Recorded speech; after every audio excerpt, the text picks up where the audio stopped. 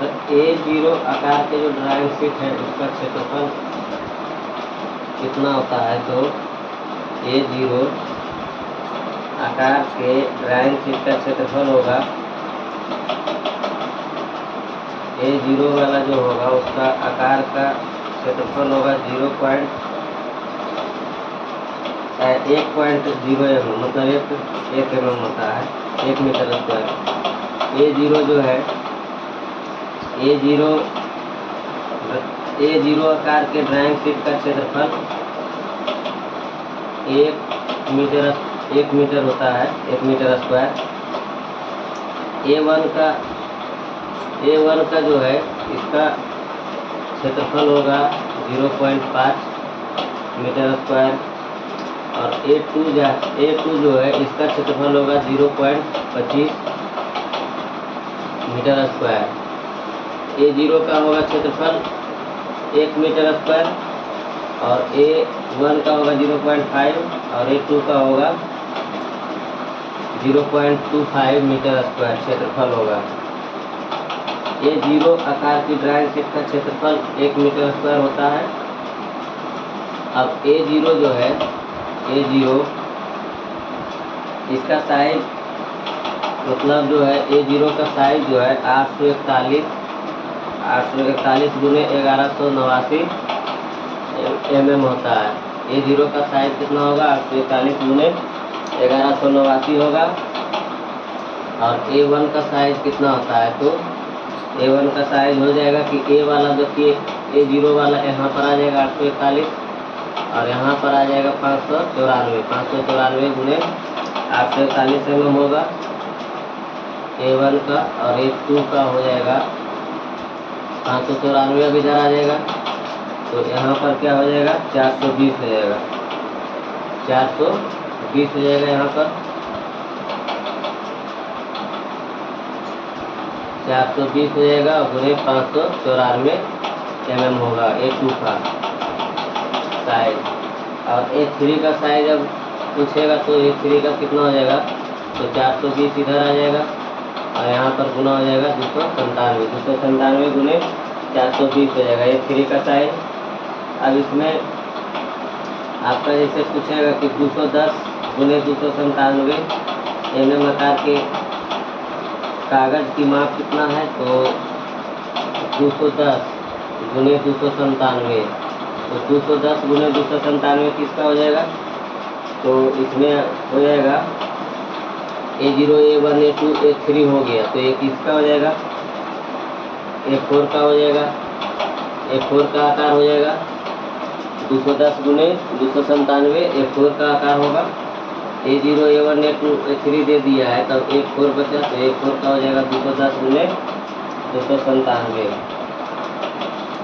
अब इसमें फिर से देखिए कि A0 का कितना हो जाएगा? तो 841 गुने 1189, A1 का हो जाएगा 594 गुने 841, A2 का होगा 420 गुने 594, और A3 का 297 गुने 420, और A4 का 210 गुने 297। अब क्वेश्चन में कहता है कि यदि किसी मानक इंजीनियरिंग RS शीट की चौड़ाई मतलब 841 है, यदि कोई मानक इंजीनियरिंग RS है, उसका शीट की चौड़ाई दिया है 841, चौड़ाई दिया हुआ है 841, तो इसका लंबाई कितना होगा? तो 1189 होगा। पहले इधर जो लिखा था ये चौड़ाई होता है और ये इधर वाला क्या होगा? लंबाई होगा। तो चौड़ाई अगर जो 841 दिया है तो इसका लंबाई कितना होगा? 1189 होगा। यदि किसी मानक इंजीनियरिंग RS शीट की चौड़ाई 841 mm है तो इसकी लंबाई 1189 mm होगी। फिर से A0 का देखिए मान कितना? तो 841 गुने 1189, A1 का हो जाएगा 594 गुने 841, और A2 का हो जाएगा 594 इधर आएगा, तो इधर हो जाएगा 420 गुने 594। अब A3 का तो 420 इधर आएगा, तो उधर हो जाएगा 297 गुने 420, और A4 का तो 297 इधर आएगा, तो उधर हो जाएगा 210 गुने 297। ड्राइंग में घटकों, निर्माणों या संबंधों का प्रतिनिधित्व करने के लिए किस प्रकार की ड्राइंग प्रतीकों का उपयोग करते हैं। मतलब जब ड्राइंग हम लोग बना रहे हैं, तो ड्राइंग में घटकों,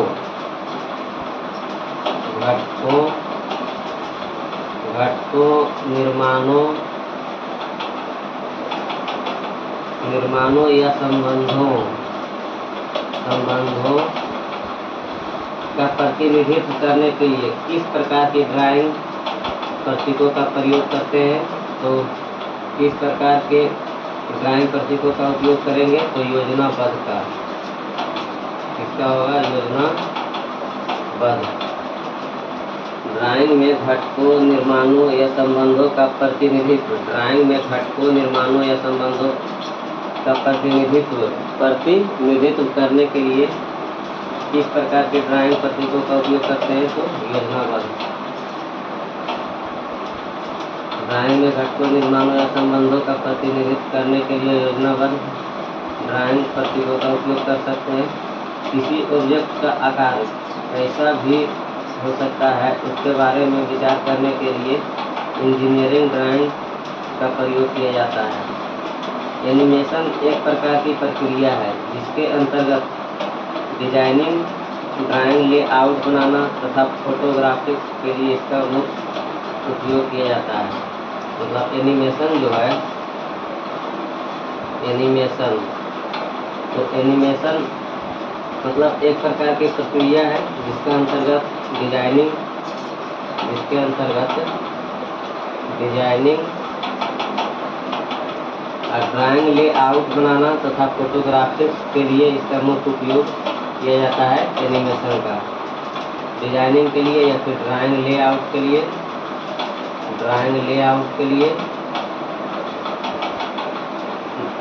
लेआउट बनाने में या फिर फोटोग्राफिक्स के लिए इसका उपयोग किया जाता है एनिमेशन का। एक इंजीनियरिंग ड्राइंग के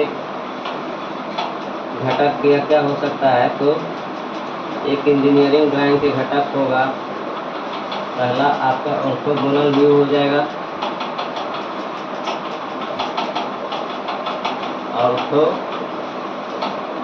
ऑर्थोगोनल व्यू होगा।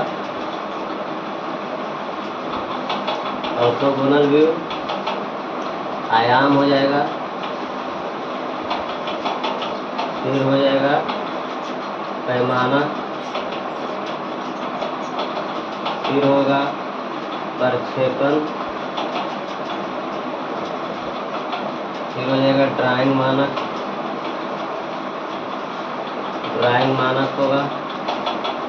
और छठा हो जाएगा ड्राइंग शीट आकार और संदर्भ। ड्राइंग शीट आकार और संदर्भ। एक फोर शीट की छोटी भुजा और एक 3 शीट की लंबी भुजा का अनुपात। तो एक 4 शीट की छोटी भुजा, तो एक 4 शीट की छोटी भुजा कितना होता है, 210 होता है। एक 4 शीट की छोटी भुजा और एक 3 शीट की लंबी भुजा का अनुपात। तो एक 4 शीट की छोटी भुजा 210 और एक 3 शीट की लंबी भुजा कितना होता है, तो 420। इसका अनुपात पूछ रहा है, तो ये कट जाएगा, तो 1:2 हो जाएगा। 21:0 21:42 1:2 हो जाएगा। अब हम लोग फिर से देख लेंगे कि A0 कितना होता है, तो 841 मतलब 29 के स्क्वायर। अब उन्हें 1189 33 के स्क्वायर। A0 होगा 841 × 1189। तो A1 कितना हो जाएगा, तो 841 इधर आ जाएगा, तो इधर हो जाएगा गुना में कितना 594। A2 हो जाएगा 594 इधर हो जाएगा, तो इधर कितना हो जाएगा 420 हो जाएगा, 420 × 594। A3 कितना होगा, तो 420 इधर चल जाएगा, इधर हो जाएगा 297। और A4 कितना होगा, तो 210 × 297 हो जाएगा।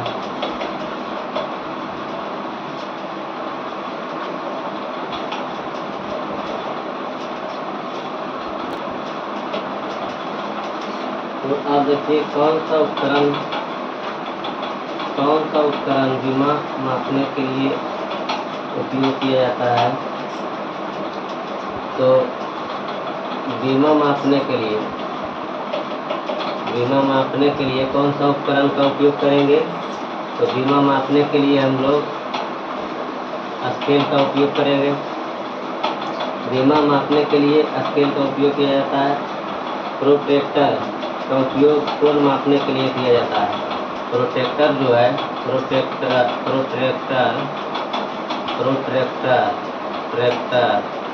मतलब इसको हम लोग चांद भी कहते हैं। प्रोट्रैक्टर को चांद भी कहते हैं। इसका उपयोग कोण मापने के लिए किया जाता है। और प्रोट्रैक्टर जो है वृत्त और अर्धवृत्ताकार दोनों आकार का होता है। ये चांद जो है प्रोट्रैक्टर जो है जिसको चांद कहते हैं, यह वृत्ताकार भी होता है और अर्धवृत्ताकार भी होता है। प्रोट्रैक्टर कंपास के लिए किस लेग में पेंसिल की लीड लगाने की व्यवस्था होती है। तो कंपास जो है जिसको प्रकार कहते हैं, इसमें मतलब इसका कौन सा लेग में पेंसिल की लीड लगाया जाता है। तो पेंसिल का लीड इसका कौन सा लेग में लगाया जाएगा। तो समन्वयी लेग में लगाया जाता है, मतलब एडजस्टेबल लेग में लगाया जाता है। समन्वयी लेग यानी कि एडजस्टेबल लेग में पेंसिल की लीड तथा सीधी लेग में पिन लगाया जाता है। सीधी लेग में कंपास के सीधी लेग में क्या लगाया जाता है। सीधी लेग में पिन लगाया जाता है। कंपास का प्रयोग इंजीनियरिंग ड्राइंग में वृत्त व चाप बनाने में किया जाता है। कंपास का जो प्रयोग है इंजीनियरिंग ड्राइंग में वृत्त या फिर चाप बनाने में करते हैं। और कंपास जो है स्टील का बना होता है। कंपास किसका बना होता है। तो स्टील का बना होता है। कंपास जो है स्टील का बना होता है। कंपास दो आकारों में उपलब्ध है। अब है अगला कि टी स्क्वायर, सेट स्क्वायर, चांद तथा स्केल का कार्य किस ड्राइंग उपकरण द्वारा किया जाता है। मतलब कौन सा एक ऐसा उपकरण है जिसके द्वारा टी स्क्वायर के भी काम हो जाएगा, टी स्क्वायर का भी काम हो जाएगा, सेट स्क्वायर का भी काम हो जाएगा, उसके बाद चांद का भी काम हो जाएगा और उसके बाद स्केल का भी काम हो जाएगा। इन चारों उपकरण का काम केवल एक उपकरण से होगा। तो वह कौन सा उपकरण है। तो वह है जो कि मिनी ड्राफ्टर है। मिनी ड्राफ्टर के द्वारा टी स्क्वायर का भी काम हो जाएगा, सेट स्क्वायर का भी, चांद का भी और स्केल का भी। टी स्क्वायर का यदि जो मिनी ड्राफ्टर रखेंगे तो टी स्क्वायर का जरूरत नहीं पड़ेगा। टी स्क्वायर का काम मिनी ड्राफ्टर से हो जाएगा। अगर जो मिनी ड्राफ्टर है तो सेट स्क्वायर का जरूरत नहीं पड़ेगा, मिनी ड्राफ्टर से काम हो जाएगा। चांद का भी जरूरत नहीं पड़ेगा, मिनी ड्राफ्टर से काम हो जाएगा। स्केल का भी जरूरत नहीं पड़ेगा, मिनी ड्राफ्टर से काम हो जाएगा। Mini drafter, T square, set square, protractor और स्केल का संयुक्त रूप है। सभी को मिलाकर मिनी ड्राफ्टर बनाया गया। इसमें उसके द्वारा सभी का काम हो जाएगा। ये चारों का जरूरत नहीं पड़ेगा। 0 डिग्री से 360 डिग्री मिनी ड्राफ्टर के शक्ति पर विभाजन रहता है। ये मिनी ड्राफ्टर जो है मतलब 0 डिग्री से 360 डिग्री पर भी काम करता है। मिनी ड्राफ्टर में 0 डिग्री से 360 डिग्री विभाजित हुआ रहता है, मतलब 0 डिग्री से 360 डिग्री तक काम हो सकता है मिनी ड्राफ्टर से। इसमें एक दूसरे के लंब रूप 90 डिग्री पर दो स्केल, एक गोल प्रोट्रैक्टर जैसे भाग भी जोड़े होते हैं। मतलब इसमें मतलब एक दूसरे के लंब रूप में मतलब 90 डिग्री पर दो स्केल लगा होता है। 90 डिग्री पर दो स्केल लगा होता है मिनी ड्राफ्टर में, दो स्केल लगा होता है और एक गोल प्रोट्रैक्टर भी लगा रहता है। एक गोल प्रोट्रैक्टर मतलब चांद भी लगा होता है। प्रोटेक्टर जोड़े रहते हैं। मिनी ड्राफ्टर एक महत्वपूर्ण उपकरण है जिसका उपयोग क्विकली एंड एक्यूरेटली ड्राइंग बनाने में किया जाता है। मिनी ड्राफ्टर मतलब अच्छा उपकरण है जिसके द्वारा जल्दी से और अच्छा मतलब ड्राइंग हम लोग बना सकते हैं। 1 सेंटीमीटर बराबर है, तो 1 सेंटीमीटर बराबर है। ऑप्शन के अनुसार आपका चुनना है कि 1 सेंटीमीटर बराबर कितना होगा। तो ऑप्शन के अनुसार पहला में दिया 1.5 सेंटीमीटर, एक दिया 1 मीटर, एक दिया 10 मिलीमीटर। तो ऑप्शन के अनुसार आपको क्या हो जाएगा, 10 मिलीमीटर होगा। 1 सेंटीमीटर बराबर 10 मिलीमीटर। 1 मीटर बराबर 10 डेसीमीटर होगा। 1 मीटर बराबर 10 डेसीमीटर। और 1 माइक्रोन बराबर कितना हो जाएगा, तो 1 माइक्रोन बराबर हो जाएगा 0.001 मिलीमीटर। 0.001 मिलीमीटर हो जाएगा 1 माइक्रोन बराबर। और 1 इंच बराबर कितना होगा, तो 1 इंच बराबर होगा 2.7 सेंटीमीटर। 1 इंच बराबर 2.7 सेंटीमीटर होगा। BIS द्वारा डायमेंशन किसमें प्रदर्शित किया जाता है, तो BIS द्वारा डायमेंशन जो है, BIS द्वारा डायमेंशन mm में, mm मतलब मिलीमीटर में दिखाया जाता है, प्रदर्शित किया जाता है। BIS द्वारा डायमेंशन mm में प्रदर्शित किया जाता है, मतलब मिलीमीटर में दिखाया जाता है। BIS के अनुसार डायमेंशन mm में ही प्रदर्शित किया जाता है। BIS का full form bureau of Indian standard होता है। BIS का फुल फॉर्म क्या होगा, BIS का फुल फॉर्म ब्यूरो ऑफ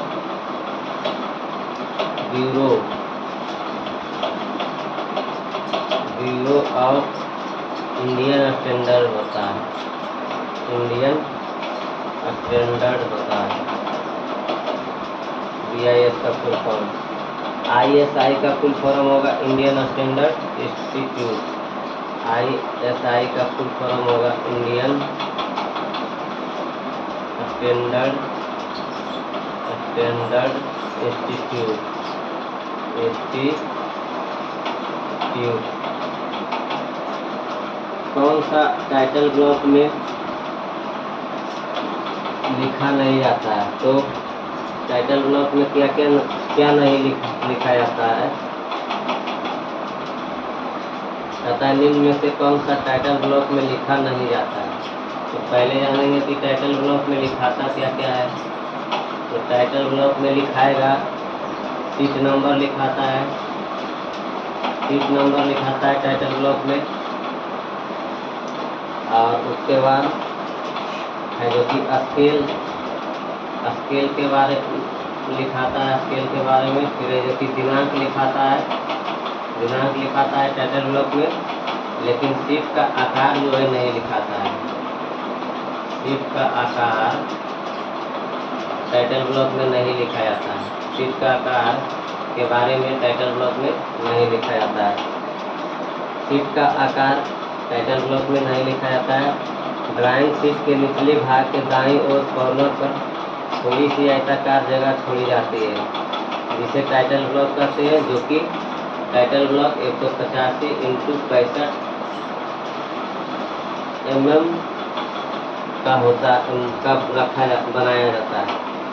भारतीय मानक के अनुसार ड्राइंग शीट के बाएं तरफ कम से कम 30 mm जगह अवश्य छोड़नी चाहिए।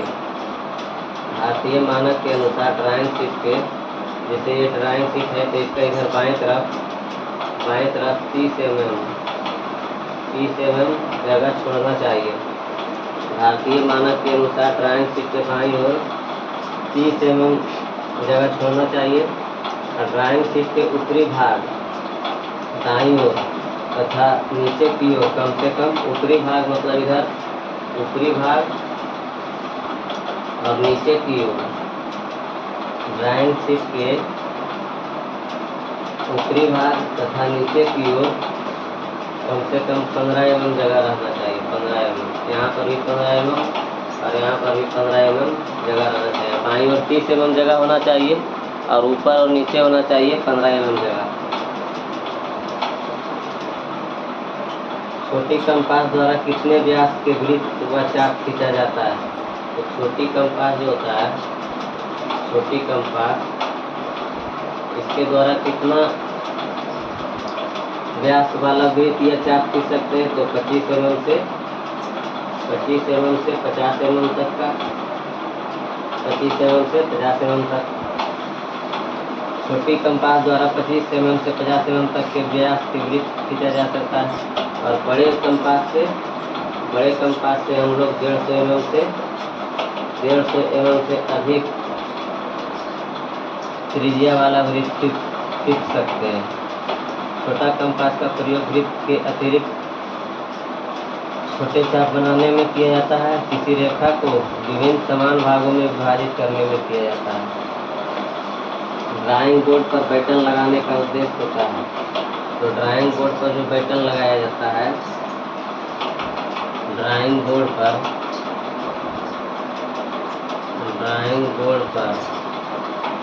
पैटर्न लगाया जाता है। पैटर्न, तो उसका क्या उद्देश्य होता है? तो ड्राइंग बोर्ड पर जो पैटर्न लगा होता है, उसका उद्देश्य होता है कि पट्टियों को सपोर्ट करना। पट्टियों को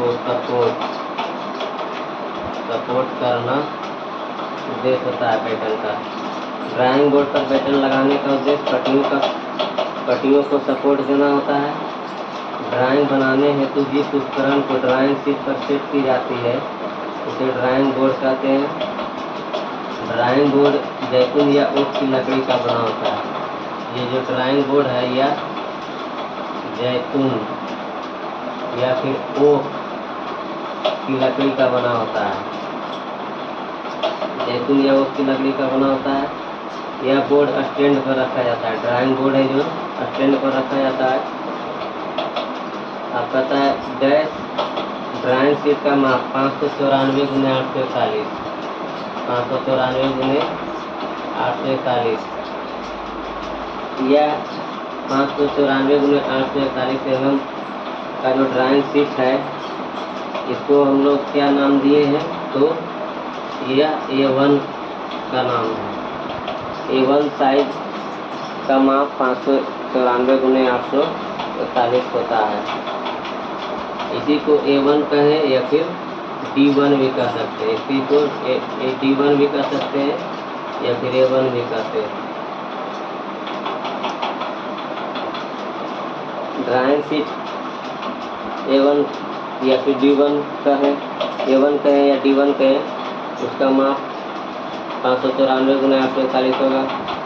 ड्राइंग शीट A2, उसी को D2 भी कह सकते हैं। उसका माप कितना होगा? 420 गुने 594। और ड्राइंग शीट A0 जो कहते हैं, उसी को D0 भी कह सकते हैं। तो उसका हो जाएगा 841 गुने 1189। और ड्राइंग शीट A3, उसी को D3 भी कह सकते हैं। उसका माप हो जाएगा 297 गुने 420।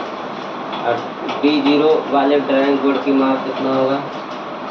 तो D0 का रहा, इसी को हम लोग A0 भी कर सकते हैं। तो इसका माप कितना होगा? 841 गुने 1189 हो जाएगा। तो अब है जो कि D0 वाले ड्राइंग बोर्ड की माप, इसमें बोर्ड की माप कर रहा है, ड्राइंग शीट की माप नहीं। ये ड्राइंग शीट की माप होगा D0 या A0।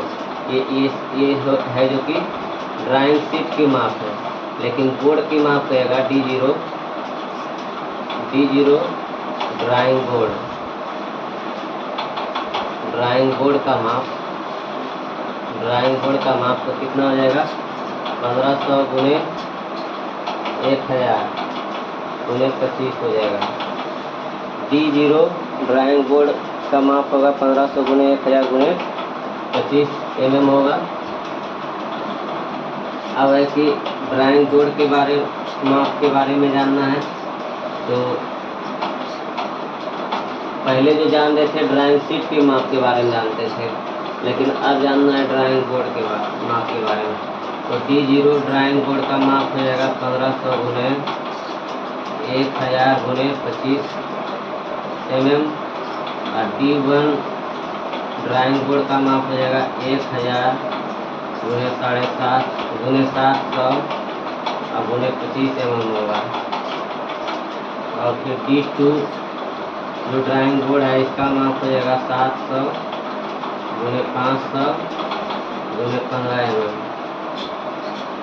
और D3 जो है इसका माप हो जाएगा 500 गुने 300 गुने 15 mm। ये ड्राइंग बोर्ड का माप है चारों।